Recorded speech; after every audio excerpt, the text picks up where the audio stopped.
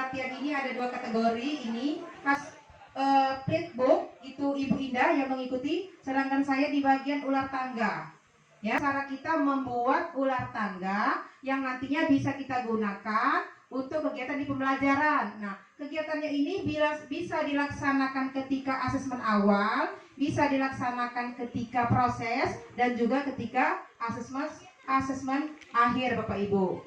Jadi yang pertama kita kenali dulu itu apa yang namanya pembelajaran TIP. Media TIP yang adaptif itu media pembelajaran yang bisa kita gunakan untuk menyampaikan berbagai informasi tentang materi pembelajaran kita dengan murid. Belajar, kita bisa menciptakan pembelajaran yang menyenangkan. Ciri-ciri utama pembelajaran adaptif menurut Adi dan Falanda dalam DGP tahun 2024 itu, yang pertama itu adalah pembelajaran adaptif menggunakan teknologi untuk menyediakan pengalaman belajar yang sesuai dengan kebutuhan dan kemampuan individu peserta didik. Jadi bisa juga menggunakan teknologi, ya. Misalnya tadi ular tangga ini juga bisa menggunakan teknologi dengan menggunakan misalnya aplikasi Canva, ya, atau aplikasi yang lain, KineMaster dan lainnya juga bisa kita gunakan. Ya, tentunya pasti semuanya ditujukan untuk peserta didik. Kemudian pembelajaran adaptif menggunakan data dan analisis. Berdasarkan data analisis kita pertama tadi, kebutuhan murid itu apa saja. Yang berikutnya, pembelajaran adaptif menggunakan algoritma cerdas untuk menyesuaikan isi, tingkat kesulitan dan gaya pengajaran agar sesuai dengan karakter peserta didik. Jadi kita bukan menyesuaikan karakter kita sebenarnya. Yang kita sesuaikan itu dengan karakter peserta didik. Lagi-lagi semuanya itu bermuara ke peserta didik atau murid.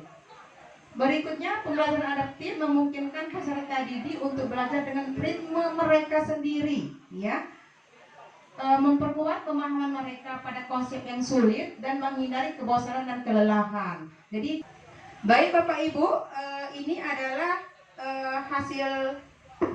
Sebenarnya saya sudah buat itu menggunakan Canva, tapi ini adalah hasil waktu di Bengkulu, Bapak Ibu. Waktu kita di Bengkulu, ini secara manual. Kami memang disuruh oleh pasien kami dibuat secara manual. Padahal kami bisa pakai Canva, anak bisa mencerna lebih gampang, lebih mudah.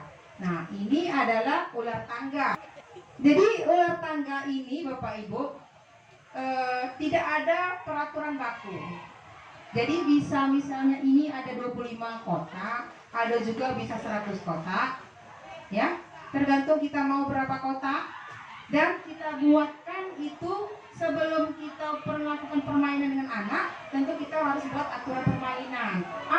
Ini sampel Bapak Ibu. Sampel ini ada 25 kotak. Perlu disiapkan itu pertama ada aturan mainnya, disampaikan dengan siswa suruh melakukan permainan ular tangga. Kedua, kita ada kartu soal Bapak Ibu. Ada kartu soal, jadi soalnya bisa mungkin 25 kotak kita siapkan soal 25 misal ini. Baik, terima kasih atas segala perhatiannya. Saya akhiri. Assalamualaikum warahmatullahi wabarakatuh.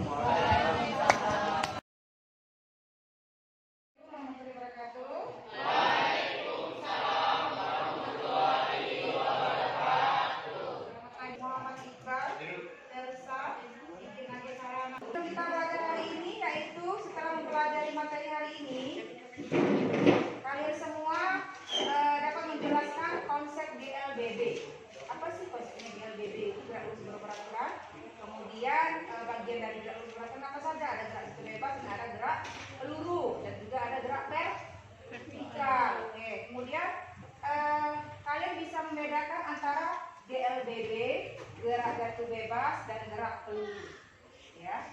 Kemudian bisa menerapkan gerak lurus berperaturan ini untuk menyelesaikan soal-soal terkait gerak jatuh bebas dan gerak peluru.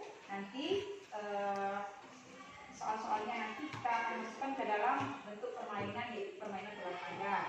Kemudian peserta didik nanti bisa mengaitkan konsep GLBB, gerak jatuh bebas dan gerak peluru dengan fenomena alam. Ya, ada dengan kejadian-kejadian alam. Kan gerak lurus berperaturan tadi seperti yang kita sampaikan tadi, ya. Salah satunya tadi aktivitas kalian tadi sudah dikatakan mengalami gerak lurus berubah beraturan. Yang gerak di telaga itu benda seperti apa? Ada yang tahu kira-kira? Berapa? Ada tangga, ada ular ya.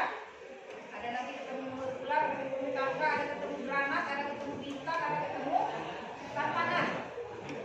Ya, ya. Jadi seperti ini. Aturan main kita itu yang pertama kita acak pertama kali yang main itu dengan menggunakan spinner. Jadi nanti kita putar spinnernya, kelompok yang belum maju. Ya. Kemudian yang kedua, jika pemain yang sampai ke kita mencapai kegiatan. Balik. Paham kira-kira? Oke, saya. Itu dia berikutnya ya. Kita pilih anggota kelompok yang belum main. Oke. Itu kelompok training.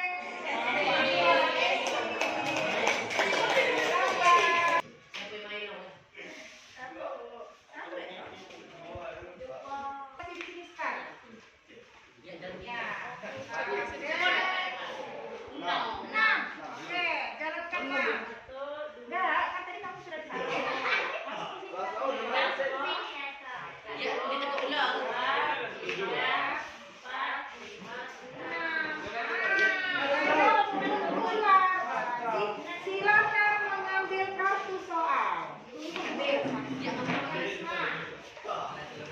Apa perbedaan antara gerak lurus beraturan dan gerak lurus berubah beraturan? Gerak lurus beraturan itu mempunyai kecepatan yang konstan, sedangkan gerak lurus berubah beraturan itu memiliki percepatan yang konstan. Oke, sip. Kita ngerti kenapa kira-kira ya? Semuanya.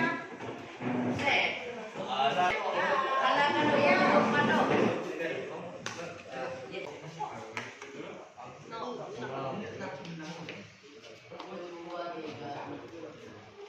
Oke, bisa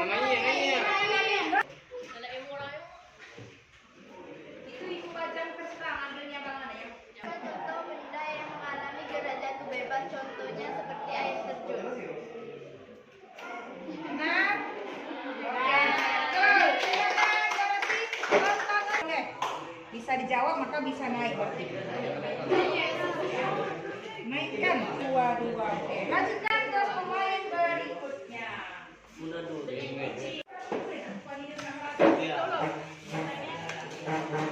Dua. Satu, dua.